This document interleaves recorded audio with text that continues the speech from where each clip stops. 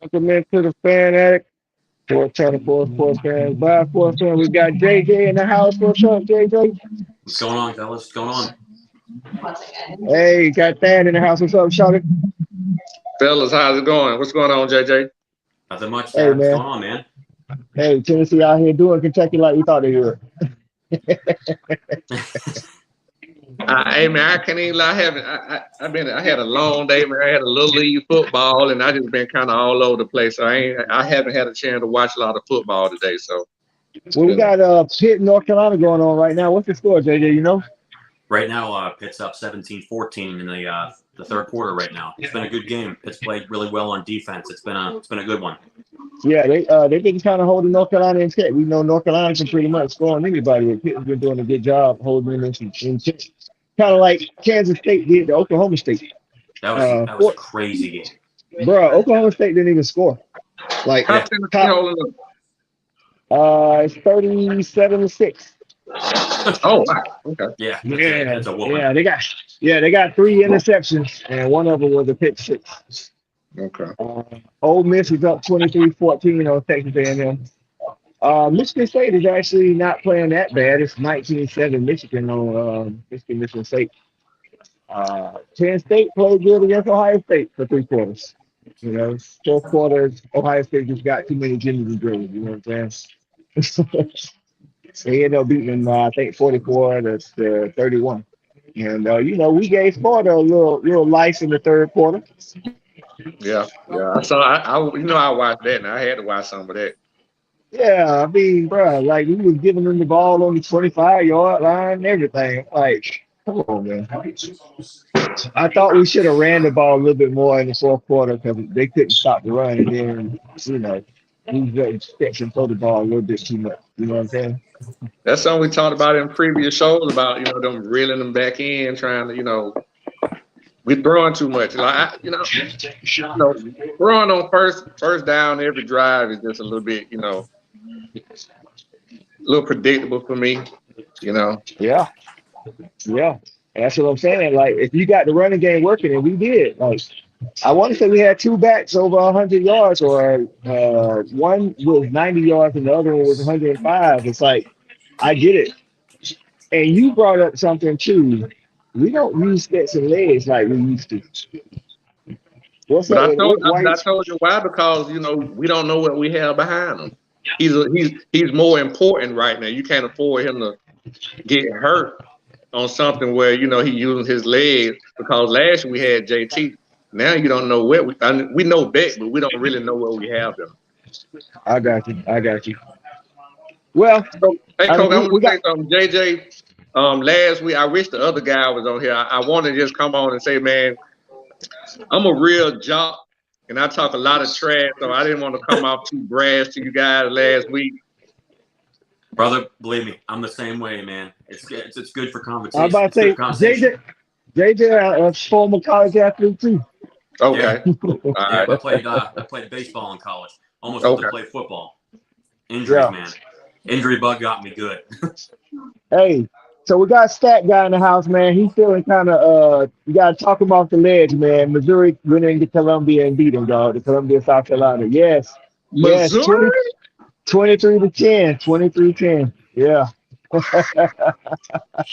What you hate, it's been a bad day, because then I don't know if you saw our preview of Tennessee, Kentucky, Thad, but man, I ended up rolling the dice at the end. I took Kentucky, and then the Tennessee fans gave me hell for the last 4 days of the week. So then I was buying into my own hype of Kentucky, and now they're getting rolled. I'm like, horrible day. Yeah. And I'm gonna tell you what, too, Stat Guy, I had you lined up. Like I said, I was out and about, but I had your South Carolina stuff lined up. I'm just not at the house right now, but I had you lined up. I still got you, bro. I'm gonna hold my end of a bit. Hey, I'm glad it ain't today, because I wouldn't even want to see it tonight. Wouldn't even help. Hey, man. Shout out to some of the people in the comments, man. You got Priest. What's going on, Priest, man? Priest, stay in the comments supporting. You got my guy, Jonathan Hardy. He say, we're not worried about the tree dwelling hillbillies in Tennessee. Now, Maurice What's going on, Maurice? He say we're not gonna beat Tennessee with Stetson at quarterback. That's what he say. Let's be real. Yeah, Hey, that's what they said all last year about y'all winning the national championship, and he went out and won it. So I don't want to hear that mess. facts, facts. Hey, what? Hey, JJ, what about Wake Forest going down to Louisville today?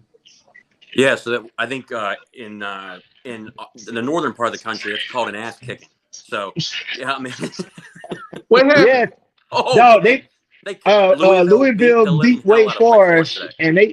and three interceptions. Two of them was pick sixes. Hey, and Syracuse got rolled by Notre Dame in the Carrier Dome. I expect that, to be honest. You didn't think Syracuse was for real? Nah. I But had some questions about them from the beginning. They played Clemson. They could have beat Clemson last week, though. They should have beat Clemson. They had in the third quarter against Clemson. They had a third and like 3. They ran, they didn't get there, and then on fourth down, it was on like the Clemson's 42. They punted the ball instead of going for it, and then Clemson had all the mojo. Yep. They passed on 3rd and 3. They passed because me and you were both like, man, why not just run the ball twice? Come on. Yeah. Well, today Notre Dame rolled them like they were supposed to. So big Notre Dame fan starting Monday. Big Notre Dame fan here starting Monday. Go Irish. So Did Michigan beat up on Michigan State? No, it's 19-7. They still playing. Okay. I'll tell you what, that game, I'm a little bit surprised that's as tight as it is because one, Michigan State has played horrible this year. I understand you throw it out a little bit because it's a rivalry game. And I was kind of talking about that earlier with a lot of guys. When it comes to those rivalry games, you kind of got to throw all the stats a little out. You really got to throw them out because you're watching two teams get physical. Even in the first quarter, I mean, I don't know if you saw Michigan State try going for it on fourth down right at the 50-yard line. Just physicality at this point. Those two teams, at the end of the day, I still think Michigan State's horrible. But Michigan is, hanging on for dear life. And then you had Ohio State this afternoon where it was tight there for a little while. And then they broke out, they broke away there in the third and fourth quarter. But, the Big Ten in general right now, it's a two-man race right now between Ohio State and Michigan. And at this point, I'll tell you what, I wouldn't be shocked. I wouldn't be shocked if Michigan wins it all again in the Big Ten. I was about to say that. Left out. Yeah. But which conference get left out? Because it seems like Clemson I would think they are a straight winner for the ACC. Yeah. So it's going to be tough because just for instance, I had TCU going all the way into the Final Four and Clemson being left out, but TCU almost lost to West Virginia today. West Virginia's 3-5. So you're looking at the power grab. Clemson has 3 ranked wins. Call it what it is. But then you look at a TCU team right now that goes down to Morgantown, loses, and then they have Texas next week. If TCU loses, the Big 12 and the Pac-12 will be left out, unless USC runs the table. Unless USC gets undefeated. TCU skated by today. I just don't know if they can go all the way undefeated. So they'll have to play. That defense was rough watching that today. Their defense was rough. What I'm saying? It's like they're going to have to play Kansas State again. And Kansas State almost beat them the first time. So I'm saying, what conference get left out? Somebody's going to have to get left out. The ACC? No. Undefeated Clemson? I don't see an undefeated Clemson being left out because they're proven. Yeah, but y'all saying Clemson's going to go undefeated. Clemson's going to have 2 losses. They're going to lose next week to Notre Dame, and then we're going to roll into Tiger Town and whoop up on them. I think Notre Dame got like a nice little warm-up game today. They're not going to beat Clemson. And it's at Clemson, right? Yeah, they ain't got enough. No, they got to go to Notre Dame. It's in South Bend. They just don't have enough Jimmys and Joes for Clemson. Yeah, if Marshall can win at Notre Dame Stadium, I think Clemson's got a good shot.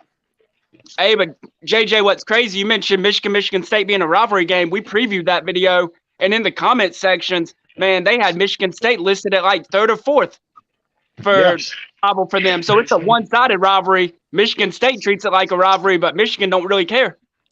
And you know what? And that's the reason why I can't stand when teams do that. Like for instance, one of the things that really Pitt fans complained about, especially during the 4-year series, was Penn State. Penn State really acts that way and says, well, they're unrivaled, but they can never. James Franklin again today, 1-9 versus Ohio State, 3-6 versus Michigan State, and he is 2-7 versus Michigan. I mean, the guy is.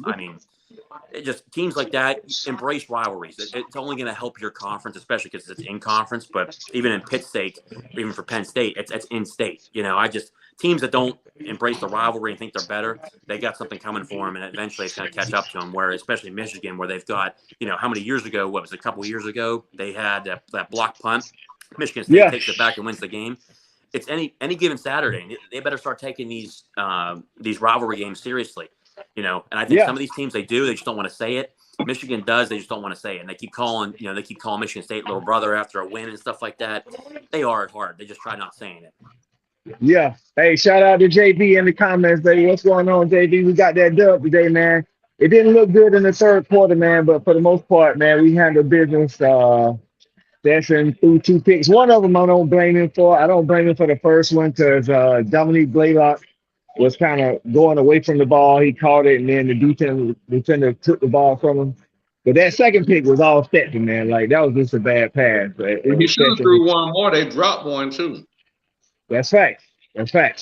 So, luckily, our run game showed up big time. We ran for 93 yards today. So, our run game showed up big time. Brock Bowers doing what Brock Bowers do. I mean, I hate to say it, but it sounds like we need to start starting Edwards. Well, I just think they different. Like, you know what I'm saying? Like, Kenny McIntosh after the fumble, it's like then Florida couldn't stop him. But before, I don't know what he was doing. He was carrying it like a loaf of bread or something like that. I don't know. Edwards just seemed the most consistent. Like, he's the most consistent in every phase of the running game. Yeah, to me. But I think you're right. But I think why Kenny is always the starter, because when Edwards is in the game, you pretty much know it's gonna be a run play. But when Kenny in the game, you know what I'm saying? Like, you got that element of run, pass. I got you. Fair enough. Yeah. But I do think Dejon Edwards is our best runner. Like, period. Like, bar none. I think he is. So Tennessee is running away with what's the score in the Tennessee game, Ben? Oh, it's still 30. It was 30-36 last time I checked. So that game's pretty much over. Yeah. This Michigan State game ain't over. Fourth quarter just started. Michigan got the ball. Michigan State got the ball. It's 22-7. They're technically only down 2 scores. So, do you guys know what his buyout clause is at Michigan State? Yeah. Oh my God, too much. I mean, they owe him 95, so it's probably insane.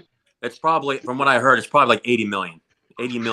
And then if they even negotiated it down, him, he's not going to take no less than like 75, 70. So he ain't going nowhere.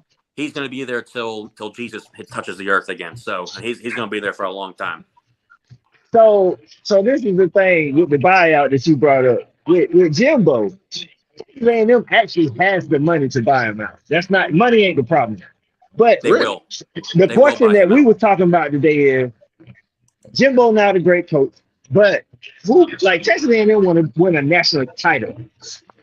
Who they gonna bring in? That's what I'm talking about right now. And who they gonna bring in? Well, I would say this, even if it's not even bringing in another head coach, I really think Jimbo can do it just because of the resources and everything that he has behind him. But he needs a better staff. That's his problem. You don't have a good staff. So who fault is that though? It's been 5 years. Oh, it ain't his staff. He needs an offensive coordinator and needs to give up play calling. He's got the staff. Offensive coordinator is the staff. I know, but it's not the staff in a whole. It's just JV said if his buyout was $90 million, buy him out. Fire me. That's a lot of money. Yeah, I mean, at the end of the day, they got that oil money down there. They got to get rid of him at this point, because if you're going to bring in that kind of class, and if I had to guess at this point, that class he brought in last year, half that class is going to be gone after this year because they're going to get into the portal. And from everything that I'm hearing currently right now, the portal this coming off season is going to be nuts. It's going to be nuts. There's going to be a lot of guys in the portal.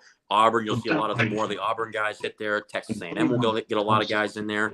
You'll see Alabama, Georgia, Tennessee. Those teams will be fine. Their rosters will be perfect the way they are. But you're going to see a lot of guys hit the transfer portal. It's going to be wild. At that I point, they're think gonna so. be paying a coach 17. They're gonna be paying at least 17. Because the next guy they bring in, they're gonna at least have to pay 7 million a year. Yeah. Facts. And I think, I mean, that's the problem. A lot of these schools make such rash decisions. They be paying like 2 and 3 coaches, but they be stuck with a guy. You know what I'm saying? And I think they got the money, but I think pride won't let them fire Jimbo because they I want to don't be think he's right. going to. And see, like you said, like not just this class, JJ. Like Jimbo's had three top 10 classes out of the last 4 years, not even counting 2022. So yeah. he got talent. Yeah. But like Shawty said, he might not have the staff, but that's on him. Like, dog, sometimes you gotta hold. Hey man, you gotta stand up and say, hey, man, you ain't getting the job done. I gotta get somebody else. One guy That's why I don't think they. Go ahead, JJ. My bad. No, you're good. Just saying, I think he lost, obviously he lost Elko. He took a head coaching job at Duke. He was a hell of a defensive coordinator. I thought that was a hell of a hire from Notre Dame when he took him. When it comes to offense, he's got to find somebody. I'm surprised, honestly, that he didn't try to go after Jeff Levy when he went to Oklahoma when he was leaving Ole Miss. He's got to find somebody that's going to run a different offense, and he needs to become the CEO of the team and then let his offensive coordinator run the offense because right now he cannot manage the team and run an offense. And on top of that, you look at the quarterback play. I think he's done a horrendous job developing quarterbacks. So when you're trying to run his system, which I think his system's a little outdated. But it sound like he need to take some of his hands off of some of the operations in there. Exactly. And Maurice is touching on something Shawty said last Saturday. What about prime time at Texas A&M? That's a problem. That's a problem for everybody. So here's the thing: Deion Sanders is going to get a job, and it's going to be in the SEC. The question is where does he want to go? In my opinion, if it's between Auburn and Texas A&M, he's better off going to Texas A&M because there's too much. The problem with administration problems at Auburn. Oh, it's their boosters. The boosters are too involved in who's getting hired and the athletic director. So, for instance, Auburn hired Mississippi State's AD today. Preferably, I think that was you're taking one from an SEC. At least he knows the conference. But when you look at it overall, what has Mississippi State done? I guess if he leaves, what's he going to do with Mike Leach over at Mississippi State? That's his guy. So you look at Tennessee did the same thing. They brought in the AD from UCF. He brought Josh Heupel. They're going to probably want to bring an offensive guy in there. Okay, Harsin. They need to. Out. Yeah, they need to. So they have the money, but is the problem with Auburn is that they have too many boosters involved with the decision making and what they're doing down there. And I think if they actually get the boosters out of the way, look, we'll spend the money, but allow us to actually manage the university because there's too many hands picking in what they want to do down there. It's now becoming a problem. See, prime time, he has the cachet. No matter where he goes, he's gonna be able to demand all that. Yeah, and he's gonna have the resources if he go to A&M. Prime at A&M is a problem. Yeah, man, Texas so fertile. Can you imagine what kind of recruiting dent he's gonna do in Texas? Man, I'm telling you right now, he would be. He said on ESPN today. They said Prime was gonna get a payday to go coach. First of all, like. Listen, the thing is, he just ain't gonna leave until his sons have left Jackson. But my homeboy brought up a point today. So if Prime comes to P5, he would be an elite coach because he can recruit and he can get the staff.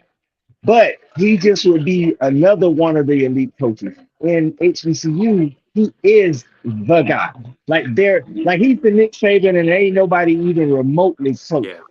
So do you leave that to come be another elite coach? Like Prime will be elite. We're not gonna give that's no question. But then you still got Kirby, you still got Nick, you still got Ryan Day, you still got Dabo. So you just another guy. But in HBCU, you are the only guy. But but your salary also 1/10 of what you could be getting. Well, what he said I think it's less about salary. Everyone wants to talk about, especially the money purposes. That guy is so competitive. You want to tell me that he don't want to go to the Power 5 and prove that he can be a Power 5 head coach? I bet you he would take less. I bet you he takes less than anybody else in the SEC and beats them. And then his son will transfer from Jackson to Texas A&M because they need a quarterback.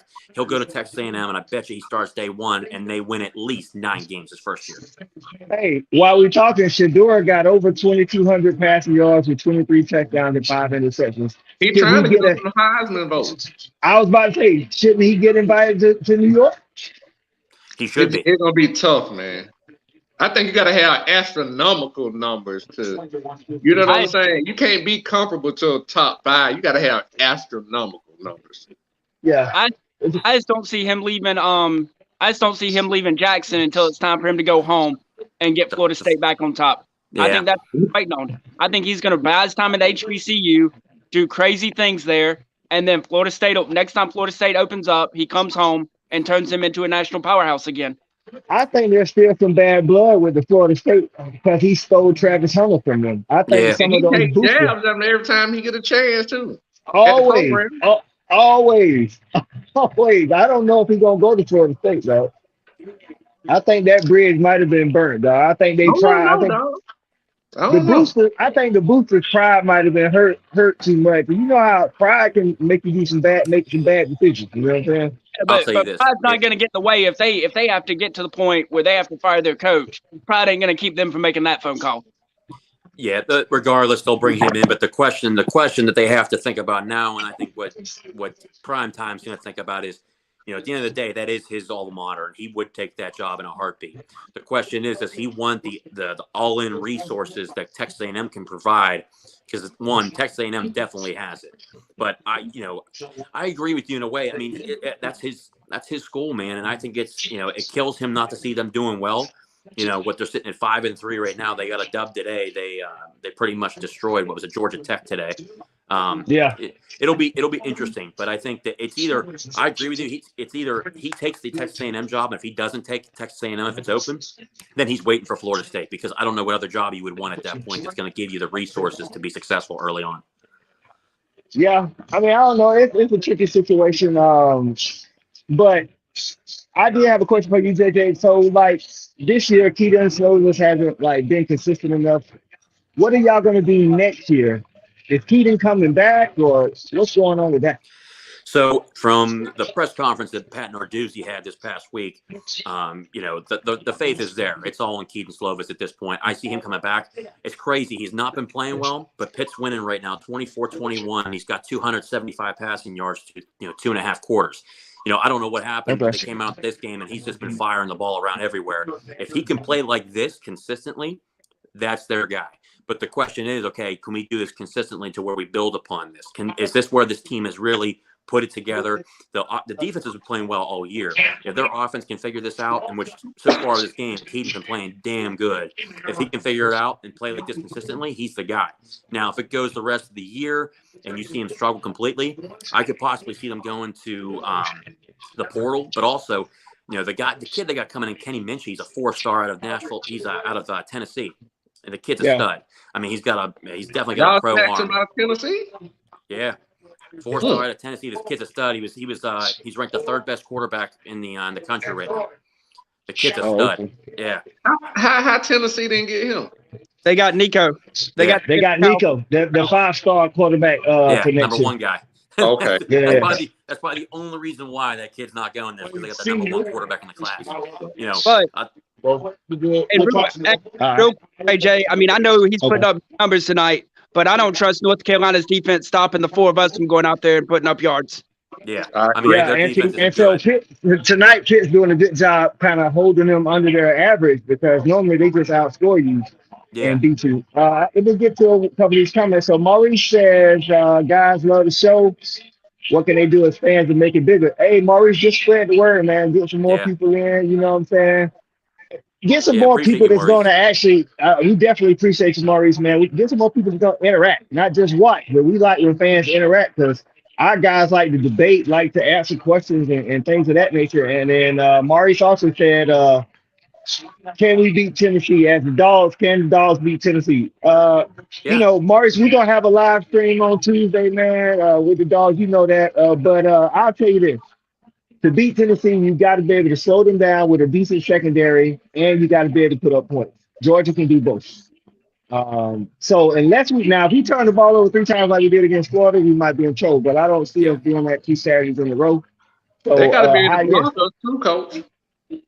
Yeah, exactly. That's the thing. Like, Jalen Carter was on a pitch count today, but the couple of plays that he was in, it was like man amongst boys. Like, he's just pushing people out the way, and that pressure up the middle in hitting the hooker's face. And this is another thing I told somebody. I was like if you watch the game today, we had all kind of shots on AR, but we couldn't bring them down. AR and KJ Jefferson of Arkansas, them dudes hard to bring down. Hitting the hooker can run, but he not hard to bring down like them two dudes. Them two dudes got more girth on them. Yeah, they Whereas, big boys. yeah, they big dudes, man. So, I think, yeah, we can. It's gonna be a tough ball game now. Don't get it twisted. Tennessee gonna score some points. That's just what it is. But the dogs, I can tell you right now, if there's one team in the nation that can beat Tennessee, it's the dogs. You know what I'm saying? Because we do have a defense and we have safeties. Against Alabama, they took advantage of Alabama's safeties. We actually have very good safeties. Chris Smith is up for the Thorpe Award. The only thing I want my boy Malachi Starks to stop looking in the backfield. If he just like he was looking in the backfield a little too much for me today. Like, Hey, I'll tell you what. we scoring over 41 points a game too, so they got to stop us. facts. The way I Facts. look at it too is, when Tennessee came up here, we held them to 27 points in regulation. I can tell you this: when you create pressure on their offense, okay, one of the things they're going to do is they're going to spread you out. They're going to have guys on both sides. They're going to run multiple sets where you're going to have wide receivers on an island with your DBs. They're going to spread them all the way out towards the sidelines on both sides. Okay. Outside the hash. Yeah, Yep. exactly. So they're going to try to spread you out because that's how they're able to get the run game going. But if you can create pressure in your defensive line, which we know Georgia does, Pitt was able to control the defensive line for the majority of the Facts. game, and it was able to Facts. stop the run game. You start putting them in pressure distances and create pressure on Hendon Hooker and not let him sit back there. Where Hooker kind of sat back there a little bit when he played Alabama. I was a little disappointed in watching Alabama not get as much pressure on him. If you're able to get pressure on him, and I think Georgia will, because it's Georgia's defense, it's really good, and I think it's elite. I think that Georgia's going to be just fine. Just create pressure. Don't let the guy sit there the entire time. Yeah, And I he think had it's gonna accuracy problems against Alabama too because of that. Yeah. Yeah, I think the game will look a lot like the Pitt Tennessee game. The difference is, I think we both know that Georgia can score at a higher clip than Pitt can. Like Pitt got, like you say, Pitt front four had a stalemate on Tennessee's offensive line, which caused them to not be able to run a lot of the stuff they like to run. And we got a good secondary. Like when we play technique, like today, I saw Keely Ringo try to do a Malachi Starks and do a 360 interception. I'm like, that's not your game, dog. That's not your Drop game. it in the basket on him. Yeah, like, hey, what's funny, Short, is next time they tried him, he just stayed in his hip pocket, nothing. I'm like, dog, everybody can't make them plays with their body like that, so just do you. You know But what I'm I saying? appreciate it though. That lets you know he's trying to get better because really at the next level, that's what you gotta be doing. That's facts. Hey, man, we'll say what's up to our guy, Jonathan Lewis, man. Hey, John, you didn't want to jump on with us today? Come on now. But I think it's gonna be a good game. What y'all think about this? This is what I think. So as far as the college football playoff, I don't think a Big 12 is gonna go undefeated. I think it's gonna be a one-loss champion. We know there's gonna be a one-loss Pac-12 champion. So I think they might pretty much be out. John, hold on. Jonathan, look in the collab Twitter thing, the collab Twitter chat that we all got. Jonathan, dog. it's the one with all of us in it. It's the one with Yeah, all the of link- us in the it. It'll link be right got- it's in there. Right at the end. But so they out Pac-12 out. I think Clemson's going undefeated. I think if now Oregon wins the Pac-12 with one loss, they may be in. Well, that's what I'm gonna get to. Listen to this now. Ohio State or Michigan go undefeated. One of them. It don't matter. They in. Clemson goes, they undefeated, they in. Whoever wins the Georgia-Tennessee game, if they win the SEC, the loser of the Georgia-Tennessee game has one loss to the number one team in the nation. Whoever it is. So do you take a one-loss Oregon or a one-loss Tennessee who lost to Georgia or a one-loss Georgia who lost to Tennessee and beat Oregon? Tennessee all day. Because Alabama's I'm on out now because they have two losses. So who you taking? Tennessee all day. You I got to would take take- Tennessee because they got the better win. Yeah. That's what I'm saying. So you could have two SEC East teams in the playoffs if the Big 12 don't go undefeated. I just don't see the Big 12 like TCU got an offense. Don't get it twisted. Like TCU can score on anybody in the country, but They can't stop Kansas- anybody. That was horrible. that's what I'm saying. Kansas State has shown that they can slow you down and they can so they'll have to play Kansas State again. And I'm like, Now you're only talking about 3 undefeated teams, and then the one-loss teams, you're talking about a one-loss TCU, one-loss Kansas State, or a one-loss Tennessee, or one-loss Georgia, or one-loss Oregon. Out of that pack, you taking Tennessee or Georgia. Now, just to play devil's advocate, TCU may have the better overall record. I think they've been 4 ranked teams so far. That's true. Priest said he want to know if Michigan gonna make it to the playoffs. Honestly, they got the tools to beat Ohio State. The problem is it's in the horseshoe this year. And they're gonna want some get back from last year. Like they was just manhandled last year. They're gonna want some get back. Michigan gonna be like they're gonna run the ball, but Ohio State might be able to just outscore them at the end of the day. I don't think they got enough. You don't think Michigan got enough? It's hard. It's a rivalry game too, man. But like you say, they ain't playing in Michigan. Listen, I think this. I'm not blaming it on the snow last year. I'm just saying if there's no inclement weather, I think the athleticism of Ohio State will at the end win out, and they will win that game. Yeah. Now, if there's inclement weather, that takes away your athleticism, and if it's just about the trenches and being tough, Michigan gonna win that one for sure. So, JV checking in with the score update. Say Ole Miss all over A&M right now, dog. A&M might not even go 6-6. Quit on Jimbo, man. They don't quit on Jimbo. So what you do with Jimbo if they don't even go bowl eligible, dog? No, bowl eligible. You got to pay 80-something that buyout, 80-something million. He ain't going nowhere. I think they do fire him. I really do. If that got money down there, I'm not shocked at all if they fire him. You can't, dog, with that kind of talent, dog. I don't care who go down. You can't go not bowl eligible. Yeah, with that amount of talent down there, you got to start looking at it. But that's the thing. That's why you're going to give him another year or two, because at the end of the day, he can get the players. They're going to be like, hey, he's going to have to make some coaching staff changes before they fire him. So, you know, that could be a thing, too, where they go ahead and change a lot of the staff. I think one of the biggest thing, too, is they kind of like threw it under the rug a little bit. But, you know, he suspended 2 players indefinitely because they were smoking weed right before a game in a locker room. I mean, I just think it's a mess down there. You know, they're not getting ready for football games. But I mean, that is a good point that there's a good chance they just, you know, hey, maybe he goes to the board and goes to the athletic director and says, look, let me change some staff, change some things around. A lot of Big Ten teams did that, especially. I could see them doing that and giving him a shot because of the money purposes. But those people, it's Texas, man, Texas A&M. They got money down there. Sometimes they don't even want to wait. I think, like Fad said, I think tomorrow they're gonna tell him, hey man, one of these coordinators got to go. It's not both of them. Yeah, it's not both. And you might have to give up play calling. I need you to run the team. Yeah, change your offensive coordinator because we really know at this point it's not actually a coordinator. He's just maybe a quarterback coach dealing coaching the quarterback position. At this point, he needs to give up play calling duties. Like for instance, you saw it didn't work out well. They just didn't play well. But look at Nebraska. They gave him an ultimatum. They said, look, you can stay here for one more season if you give up your play calling duties. He did that. Obviously, the experiment between him and Whipple didn't work out in Nebraska, and he's fired. But you know, at least that gave him a shot to stay. I think this could be another coincidence where we see, hey, give up play calling duties, be the CEO of the team because you clearly cannot manage the team and the game day operations. You got to give it up. And they say his offense too hard too. They say it's not quarterback friendly. I wouldn't be shocked. Ain't he supposed to be like a quarterback guru? Yep. Yeah, and he got that with when he was at LSU with Nick Saban. When Nick Saban was there, he was the OC at LSU, and obviously when he was at Florida State, he had Jameis Winston.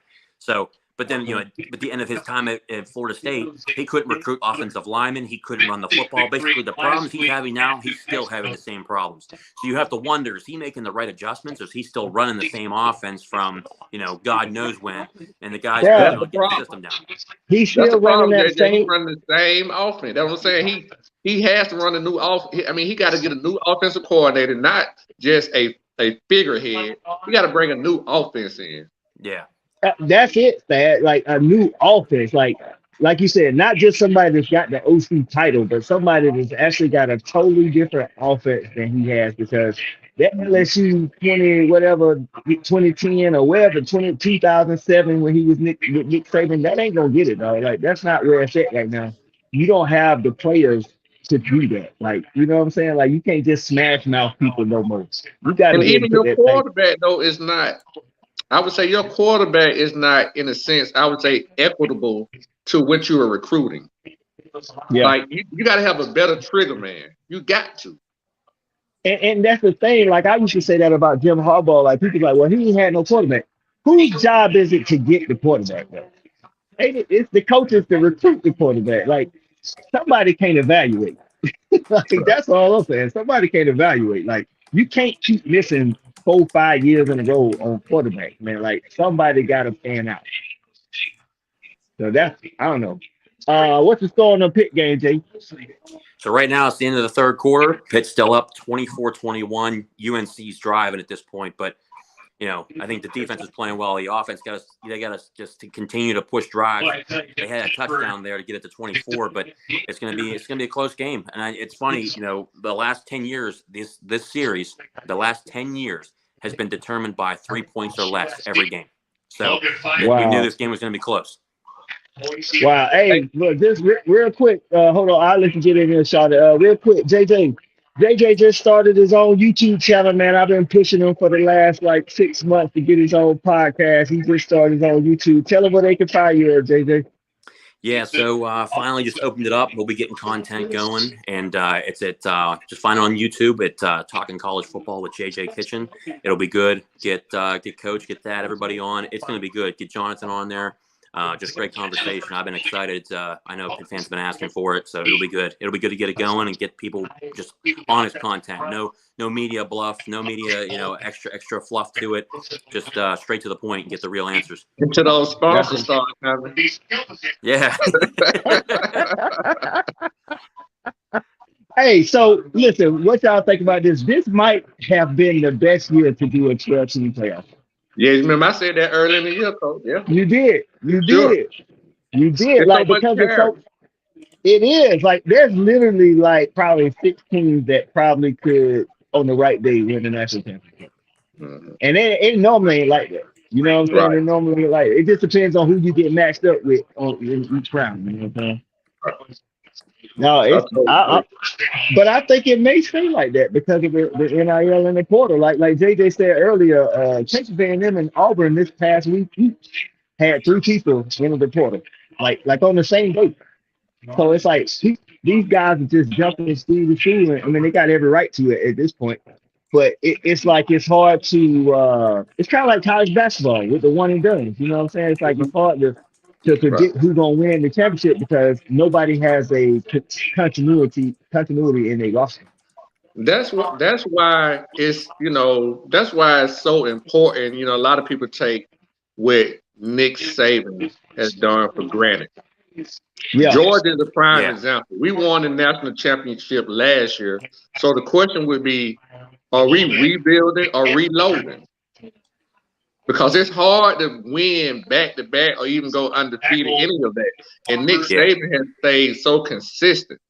So now we as a program who think we have reached that mountaintop, we really don't know. We need another 2, 3, 4 years to see how consistent we're going to be. Yeah. Well, I mean, I think we all to a good start. We 8-0 for the second, 2 times in a row for the first time in 20, 30 years. You know what I'm saying? So, and I'll tell you this: it's you look at Alabama. Nick Saban obviously didn't work out in the NFL, but clearly he is the greatest college football coach of all time. So he's kind of an anomaly, I think, for what he's done. I don't think that's, generally speaking, that'll be a trend going forward. So when he retires, the next coach that goes there, will he be able to do that? Honestly, I don't think so. I think just his system of doing things, the way he does it, bringing guys in, reviving coaches' careers, doesn't matter where they come from, no matter where they get fired from, the way he revives their careers. And then you look at really Kirby Smart's really the only one that has really, I guess Lane Kiffin too now. that has come out of there and really been successful and just taken the tips, the strategies, how you prep a team, how you run an organization. It's an organization at this point. And Kirby learned that from him. And when, you look at the first year at Georgia for Kirby, I think he started like 4-3, something like that. But from year 2 on, the guy's been consistent. The guy knows how to run a program, runs it the same way.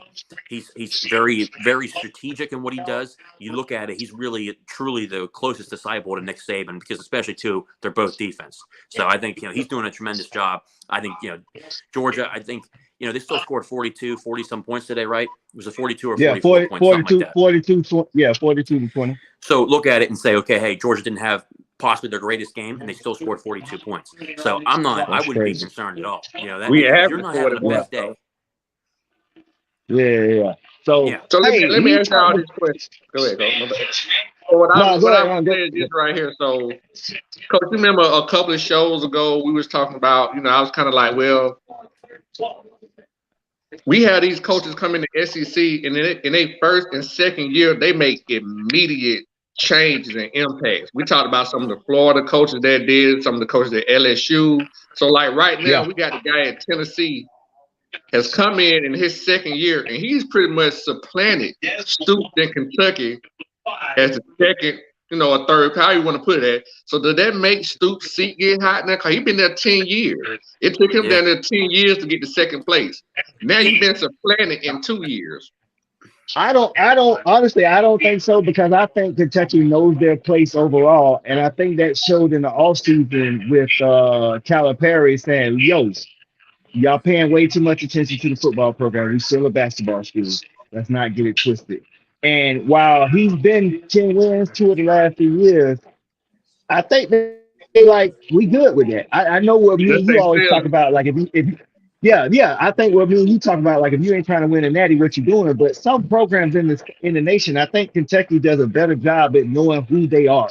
We're a basketball school that wants to make to the college football New Year's Six. If we win a championship, that's good. But if we want a championship in basketball more so than football. We just want to be relevant in football. So I don't know if this seat get hot that much. You know what I'm saying? Yeah. I really think it can go one of 2 ways. The way that you were just talking about, they know their place, they're a basketball school. But I think it comes down to a lot of what kind of investment have they put into the team. If they've invested a lot, you have to look at it and say, okay, hey, we're spending all this money. We can definitely go out and get somebody else. But do I think that Kentucky would ever, compete for national titles in the SEC consistently? No, I don't think so. But when you look at it, I just think Josh Heupel, I think his offense was always meant to be in the SEC, elite, fast, very good coach. I think that, the resources that they have there too, it just depends on what they're really putting into the program. Are they looking to really compete for titles, or they said like Calipari was talking about being a basketball school, even though when Calipari's been there the last couple of years, they haven't played well. So at the end of the day, look at it and say, okay, what's our investment look like? Are we spending as much as everybody else in the conference, or if we're middle of the pack? I think you need to know what your ball game is and what your strategic plan is at that point. Because if you're not spending it at the high level like Texas A&M, Alabama, Georgia, you know where you're at. Tennessee, but it could be a lot. Think about it. It could be a lot worse. I mean, hell, Missouri. No, they were a lot worse. Yeah. Fact. He's really revived them at this point. Do you want to take that shot? I mean, can you really find someone else that can replicate what he's done? And if you do find someone else and they don't do it, then you look like a clown that you got rid of them. So that's really the question at this point. I think, for instance, it could be worse. Look at Missouri and South Carolina. Missouri beats up on South Carolina today. They just got ranked and then they lost. To some teams just. I think that's just where they're stuck at until they really push the limits of how they can really fund for the program. That's right, man. We want to welcome, man, college football Jonathan Lewis, man. Jonathan, what's going on, man? Tell the people where they can find you at, dog. College football Jonathan Lewis on YouTube, at College FB Lewis on Twitter. That's it. Hey, so Thad say with the success of Heupel in the second year, does that put pressure on Kentucky and Stoops? I don't think so. It should, but I don't think it's going to. I think that the Kentucky administration, in my opinion, would want better because, like you said, Heupel's doing so well. But I think Kentucky fans are content with 9 wins or 10 wins and going to a bowl game. I do too. You know, and don't get me wrong, for Kentucky, that's not bad. I mean, that's a good year. I mean, it could always be worse. That's if you lose Stoops and you bring in somebody and you end up a Missouri or whatever it could be. I think you're going to hear it really quick. You're going to hear, oh man, well, Stoops at least took us to a good bowl game. You know what I mean? And I just think Kentucky's one of those programs that's rare that they actually know who they are. Like we always talk about that. We say you got to be able to recruit. You got to have a recruiting base. Like, first of all, Kentucky, the state of Kentucky, if they have good players, it's normally 1 or 2 in Ohio State with them. So, they already don't have no recruiting base. And like I said, they just a basketball school. I think they one of these rare schools who say we're a 8 to 10 win team, and if we can do that consistently, we're good. On the other hand, like a South Carolina, they don't understand that they're an 8 to 10 win team or that's good season. So they always striving for more, and they always getting let down. I really only think there's about 10 to 15 teams that really can win a national championship every year. Resources and all, you know what I'm saying? It's a lot of teams that might be flash in the pan, but I mean, really think about it, man. Is there more than 15 teams in the nation that on a consistent basis can put a program out there they can win? It's like Boston College. Is Boston College really going to be able to recruit enough guys on a consistent basis to stay nationally relevant? Right now, what I was going to say earlier, we talk about the Big Ten. This year, Illinois is actually number 1 in defense overall. But they're 7-1 after the day. But do we really think they're going to beat Ohio State like Illinois? Look, maybe Nebraska needs to realize they're going to turn into a basketball school. They don't watch it. Ain't the truth. Yeah, but that's what I'm saying, Jonathan. Nebraska's one of these schools that don't realize that. They still holding on to the late '90s and the early 2000s, and that's cool and all. Bro. But things are changing. And I'll say this too. And Thad said it. Honestly, man, brothers ain't trying to go to Nebraska. No. Unless the magnetic poles change. Right. I think that's the only way you're going to see that change. JJ, what you going to say, JJ? Yes, I think too. I mean, don't get me wrong. Nebraska, their fans show up because there's nothing else to do out there. Obviously, there's just corn and just fields, and on Saturdays everyone's just slapping hands, so everyone's going to be at the game. But at the end of the day, when you look at a program like that, I think there's a lot of programs that have the resources to do it, but they don't hire the right coaches. Sometimes they recycle. That's where I was going. Thank you. Yeah, they recycle coaches. And these guys don't know how to run programs. So you have schools. So, for instance, Scott Frost got lightning in the bottle at UCF. But you look at the way he ran his program in Nebraska. I mean, don't get me wrong. Nebraska's got everything that they need to win a national championship. They have the fan base. They got the money. They toss around money like crazy. He recruited. He actually recruited pretty well. But clearly, he's not developing talent. He can't run a program. Things are running rampant. Look at Adrian Martinez. He goes to Kansas State. All of a sudden, he looks like a Heisman quarterback. For 3 years, he looked horrendous in Nebraska. So it's almost like, a lot of this has to do with coaching staffs, too. Some of these guys just can't win. There's not good decision makers. But let's take in the ACC. So Louisville, okay, so Wake Forest, Dave Clawson has been doing an amazing job with a school that only has like 5,000 or 6,000 students and never gets any recruits. Bro. But Wake Forest got done today by Louisville. And let's look at Louisville. Louisville's best years was with Teddy Bridgewater and Lamar Jackson. Yeah. But even in those best years, Teddy Bridgewater was a BCS, guy, but they never sniffed the natty. Lamar Jackson was a generational quarterback, but they never sniffed the natty. You feel me? Can Louisville actually win a national championship? So in reality, I think. Look, go ahead, Thad. No, you go ahead. Sorry, go ahead. So, in my opinion, I think that, Louisville, they have all the resources to do it. I've been down there. I'll tell you what, their facilities, what they have is ridiculous. But when you look at a guy like Scott Satterfield, I'm not sure that, you're looking at a guy that can win a national championship. Look at the way he's recruited. The transfer portal. He's not a guy that's going to win a national championship. So they have to get for real. They have to get serious. You look at the trenches that they have. Okay, let's look at their offensive line. Their offensive line is not very good. Their defensive line, watching them the past week, It's just not there. They have the skill position players to do it, but not up front. You kind of hit on it though, JD. Like, is the administration really trying to win? Like, they hired Scott Satterfield. Yeah. Are they really trying to win? Yeah. So that's what I keep saying. Like, you got to have, when you get a coach, no matter who the coach is, you got to have the administration behind you. Exactly. And what I'm saying is this right here. If I'm in the SEC, this is what I'm saying. This is where I be coming from when I was talking to guys like from Arkansas and these other schools. I don't care where you at. If you in the conference, you getting the same slice of the pie that I get. Yeah, absolutely. So why I got to be content with winning 9 and 10 and you playing for national championships? Yeah. I mean, and JJ, I'm going to push back on something.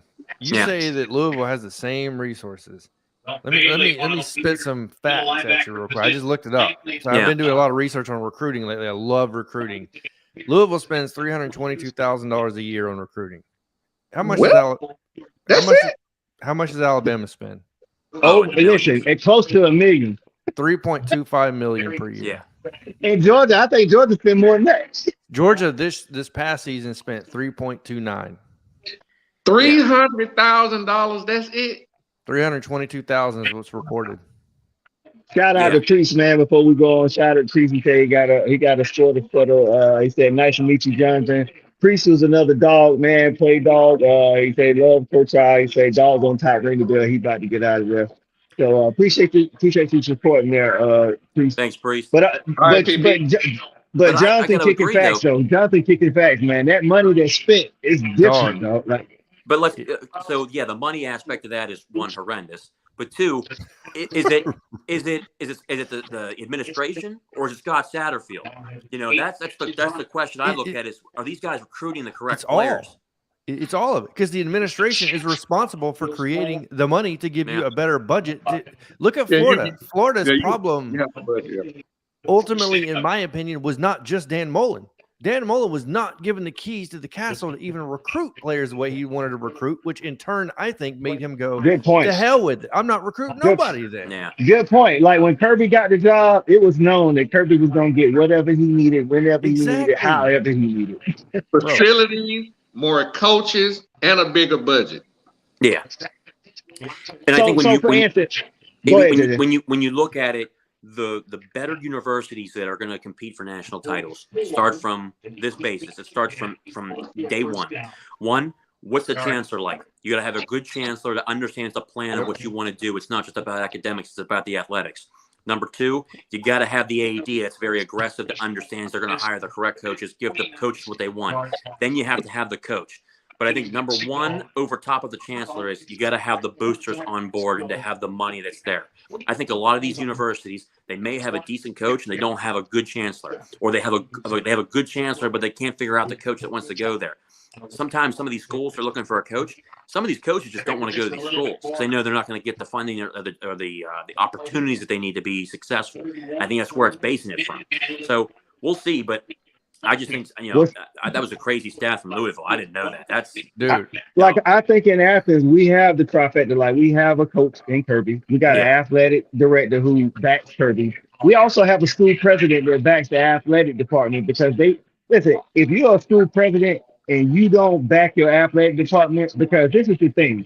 The more you win in football, the more people apply to be at your school. The more people apply to be at your school, the more tuition money you receive. Like, that's why when you win a national championship, it becomes harder to qualify for the school, because there's so many applicants, because everybody wants to attend the school that's winning the national championship. So if you have a chancellor or a president that doesn't understand that, that's why I go back to, are they really trying to win a national championship? Like, it is an educational institution, but let's not act like football ain't paying for a lot of this stuff. But listen, Cole, that's what I was going to say. This is what a lot of people don't understand.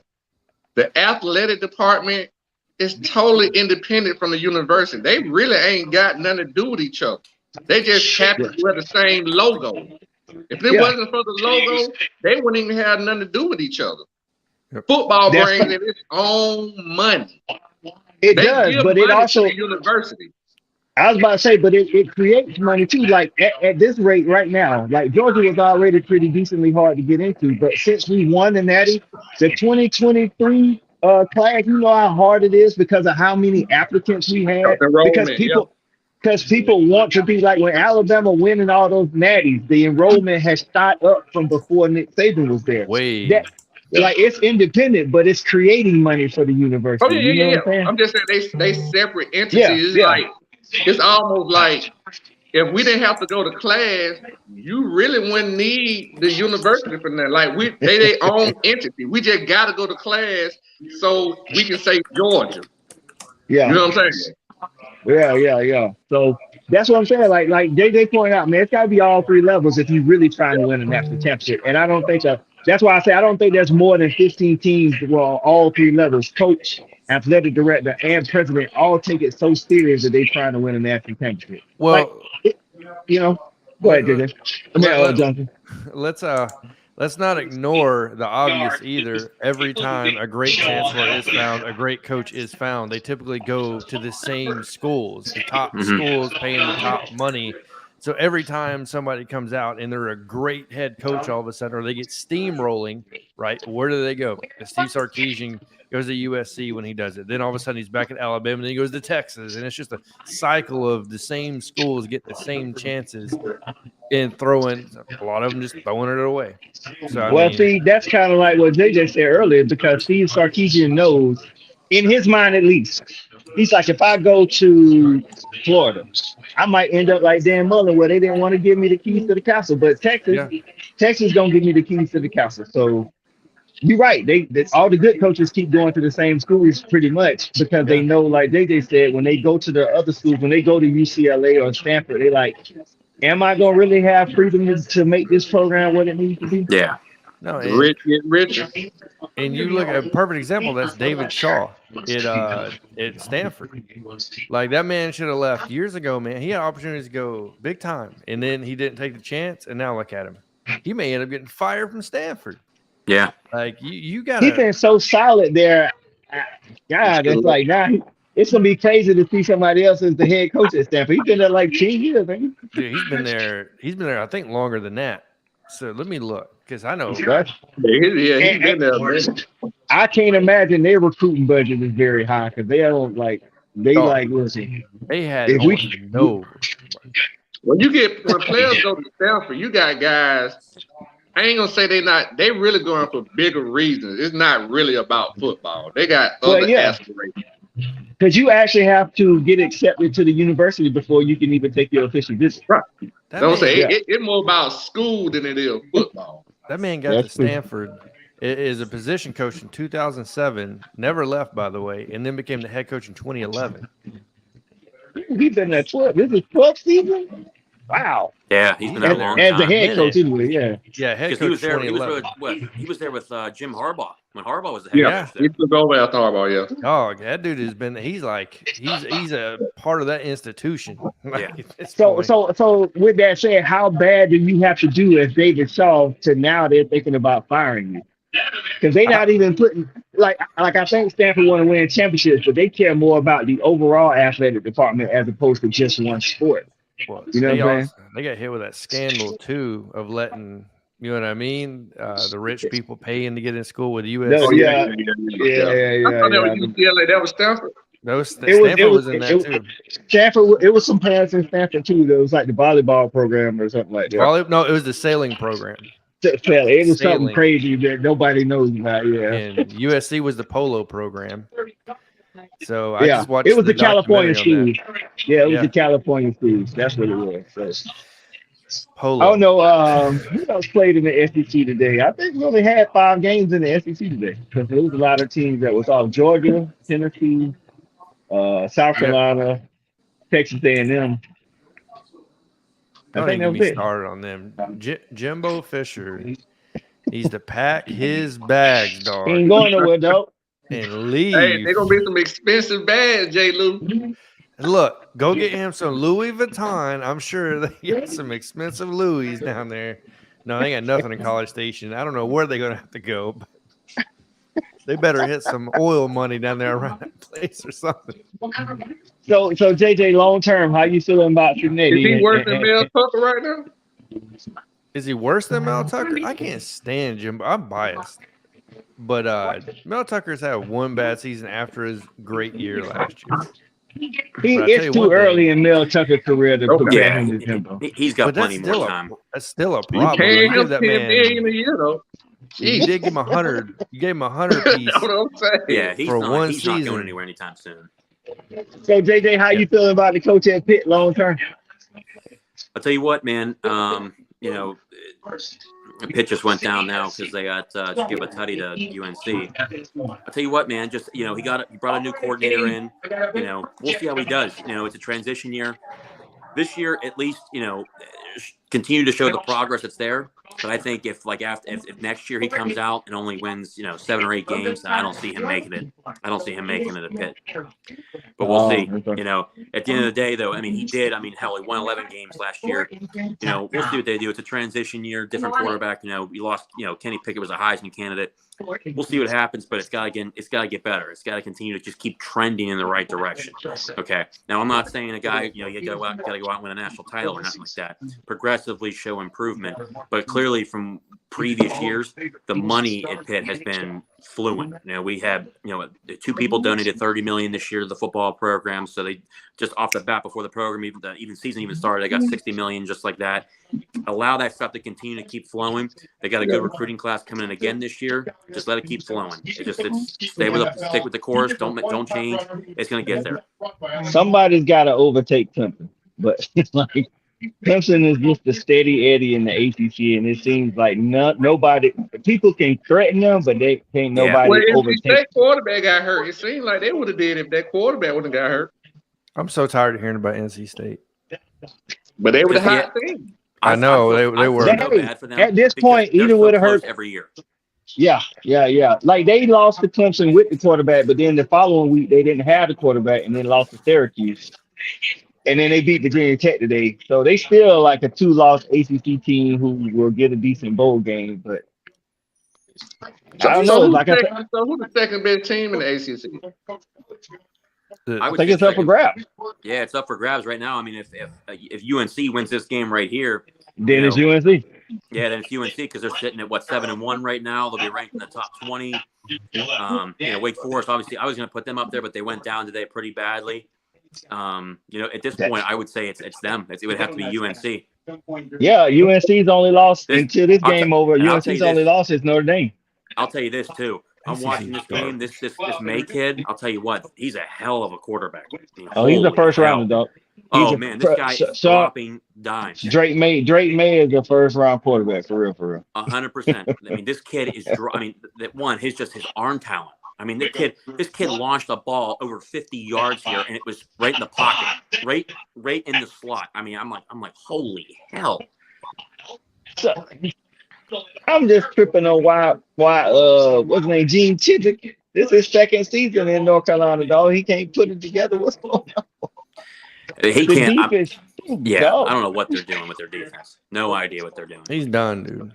Yeah. And see, that's what I'm saying. Can't no team in the SEC consistently put together offense and defense to challenge Clemson. Like I said, like you had Pitt last year end up winning the ACC.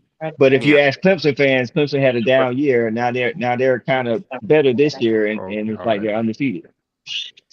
You know what I mean? Clemson almost lost to Syracuse. But they didn't lose though. I know they didn't. Is Clemson a threat to win a national championship this year? Yes or no? No, none. I don't know. I don't think they beat nobody else in the top 5. So Jalen, who get left out? We talked about that. So who get left out then? Out of okay, give me a parameter like 1 through 6. Right, I guess that was kind of vague. I guess that was kind of vague. Yeah, that's what I was like. All right. So what we said earlier is we don't think there's going to be an undefeated Big 12. It's going to be a 1-loss Big 12. 1 loss maybe Oregon, but 1 loss Pac-12. We say there's be an undefeated Big 10, undefeated Clemson. There'll be an undefeated, possibly, if the SEC East wins the SEC, it'll be an undefeated SEC champion. Yeah. So now that 4th spot, so you got 3 undefeated. That 4th spot would be between a 1-loss Tennessee and or Georgia. That's again if they beat Alabama, because Alabama didn't have 2 losses. So that 4th spot is between a 1-loss Tennessee or Georgia, a 1-loss TCU or Kansas State, and a one-loss USC Trojans or a one-loss Oregon.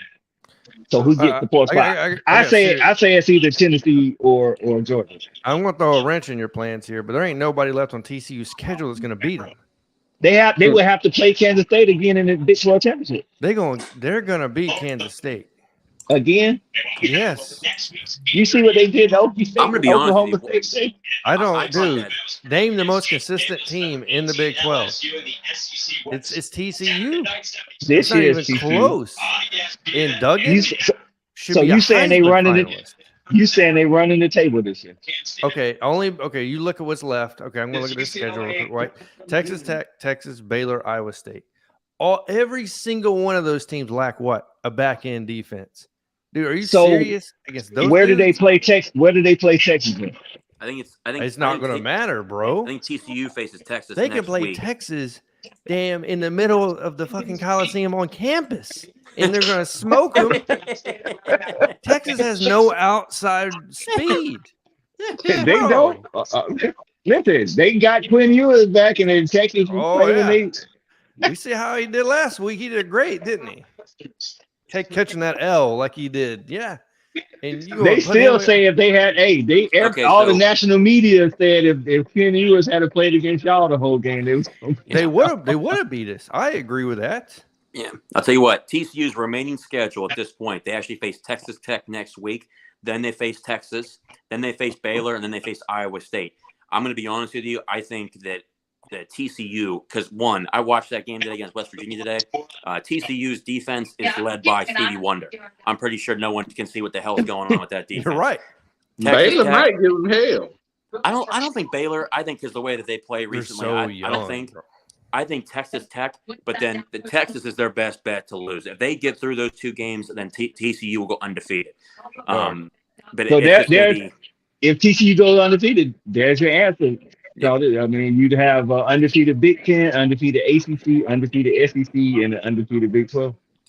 Look, but what about the one-loss SEC team? They might get in over somebody. If Tennessee, I think so, but all right, let's be. Okay, here's my scenario I have playing out. My scenario is Georgia beats Tennessee. Tennessee runs the rest of the table. Right, they have one loss. Georgia, Tennessee is going to be in my opinion. Alabama's going to be left out unless I don't think it's going to happen. Unless they beat Georgia. It's not going to happen. If they play Tennessee again, they have a way better shot to beat Tennessee than they do Georgia, in my opinion. For so many reasons, it's stupid. So we're just going to go with the scenario of Georgia, Tennessee. I don't care about ranking 1 through 4. I don't care about that. So Georgia, Tennessee. I don't know. I don't see anybody beating Ohio State in the Big Ten. Right. I don't think Michigan's going to beat. So, Jalen, matter of fact, let me say this. I'm glad you said you don't care about ranking because really – let's just throw this out there. Because if Tennessee loses and we win, it's a good chance Tennessee going to be 4 and we're going to be 1. I don't think they're going to have that kind of matchup again. It's bad for ratings. So for what they can have. So because the location of the playoff games have to matter as well because traveling to the fans, you want to maximize the money. People don't look at maximizing that money. Exactly. Right. So it comes down to the dollar bills. Let's not be stupid about this or act like it doesn't exist. And that's exactly why you don't want to see the same two teams play each other right again for the city. The only reason it worked for Alabama and Georgia is because the fan bases are so huge and they're so concentrated in one spot. Right. So that's why that's just a luck thing. If it was anybody else, it almost would not work. But I don't see Michigan beating Ohio State. Michigan wouldn't get in with one loss because of their thing. No. What's so appealing to Tennessee but TCU is 4 top 25 wins, and they could potentially. I said that earlier. So Tennessee, in my opinion, probably has the best resume out of anybody in the country. They have 5 top 25 wins. They're the best. They got the best win. Oh yeah, against Alabama, hands down. Mm-hmm. So they have the best win, and they have 5 top 25 wins. So they, in my opinion, yes, Tennessee is beaten. They beat Pitt. They beat Alabama. They beat Kentucky tonight. They beat LSU. Yeah, their resume better than TCU then. And Florida. Yeah, Florida was ranked. And Florida was ranked when they played them. Yep. So Tennessee, in my opinion, per paper has the best resume, hands down.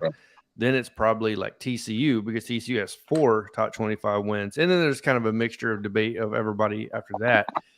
But the 4th team is going to be the interesting one because I know most people are going to point to Clemson and they're going to want to say, they're going to be Clemson. undefeated. They're going to be Blah, blah, undefeated. blah. Yeah, I believe they will be undefeated. If they're undefeated, they're getting in. There's no denying that. As weak as the ACC may be in. So somebody getting left out, Pac-12 and Big 12. No, okay. First of all, Pac-12 does have no. Utah beat USC, who lost, and Utah lost a mid-card SEC team in Florida, right? No Pac-12 team deserves to be in. Oregon, One lost Oregon. Oregon. They lost 179,000 to 1 against Georgia. No, well, but I'm saying that was the number 1 team in the nation. That's their only loss. I'm just playing devil's advocate. That's all. Nobody wants a national championship of somebody having their skull drugged down the field again for the 2nd time. That's embarrassing, bro. Like, how does Bo Nix ever recover? He's in therapy after that happens. Bo Nix say they can beat us now. Yeah, Bo Nix also went to Oregon from Auburn because he clearly can't cut it in the SEC. We know that now. Look at his numbers in the SEC versus Oregon. Come on. Yeah, I'm going to be honest too. Just when I watch the tape from any of the Pac-12 teams, when you look at the teams overall when they play, I just really don't think, they kind of remind me like, honestly, like when Oklahoma went to the college football playoff. They just get absolutely trounced because up front they can't compete. At least, we can talk about Clemson, but at least Clemson up front, I think on both sides can actually compete. I don't see USC or Oregon competing with any of the teams. I mean, heck, look, for instance, last year, look at Michigan. Everyone talked about how great Michigan is. They're going to be able to run the football. Georgia stomped them. Aiden Hutchinson, bro. Yeah. I mean, let's be honest. And to be honest with you, Jonathan, I really, after watching today, the performance from Ohio State really struggling, trying to run the football for the first really 2.5 quarters against Penn State. I'll tell you what, I know it's at the Horseshoe, but I right now I still got Michigan beating Ohio State again this year. I just don't think that there's a real push between either one of those two teams. It's definitely a 2-man race, but either way, I think preferably it's either going to be. It depends. If Tennessee wins out, or say Tennessee loses a game, 1 game to Georgia, I think Tennessee's in. And then it comes down to Georgia and Alabama, depending upon who really figures that one out. It's going to be one of those two teams. Alabama's not going. I'll tell you what. Well, that's what I said. The only way Alabama goes is if they win the SEC. They're not winning the SEC. Yeah, they got to win. They got to win it. I've already said that. Come on, like you got to be realistic to a certain point here. They're not going to beat Georgia, and Georgia's going to beat Tennessee. I definitely agree that we're going to beat Tennessee. I worry about. I don't like going to Mississippi State at this point in the season. I just don't like the matchup and the where. That could be a trap game.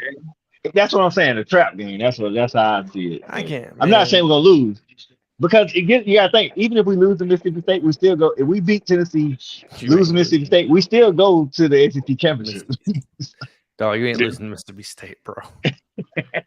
They defense giving up everything.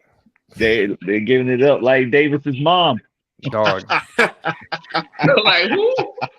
Like Coach 30, he be picking on Davis. He say Davis' mom would be giving it up. Yeah, I'll watch those every time he releases those. Man, you don't want to be on there. It's gonna be some people on there this weekend. He be clowning though. So. I mean, I'll tell you what though, man. If that's the case, then I see Tennessee, Georgia, Clemson, and then if somehow USC runs the table and stays undefeated, USC ain't what go. about Ohio State? Y'all leave Ohio State out? What? JJ said Michigan gonna beat Ohio State. Oh, I'm sorry. Yeah, Michigan. I'm sorry. Table, Michigan's in. Yeah, Michigan. Yeah, I'm sorry. Yeah, that's what I said. It's gonna be an undefeated. Yeah, it's gonna be an undefeated Big Ten champion, whether it's Michigan or Ohio State. Like the worst case scenario is all that plays out, but we're just gonna play out the chaos scenario, which is Georgia beats Tennessee and Alabama beats Georgia in the SEC championship game. That's chaos. That's chaos.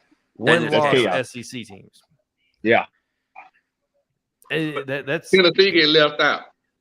Tennessee would be left out in that scenario. They would. In that scenario, yes. Even if the Big 12 champ has 1 loss?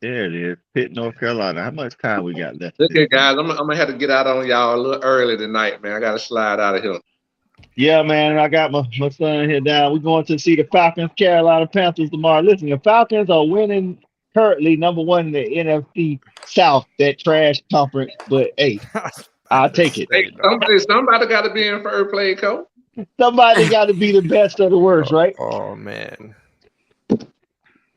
Before we get out of here, Jonathan, go ahead and tell them about your channel again, man.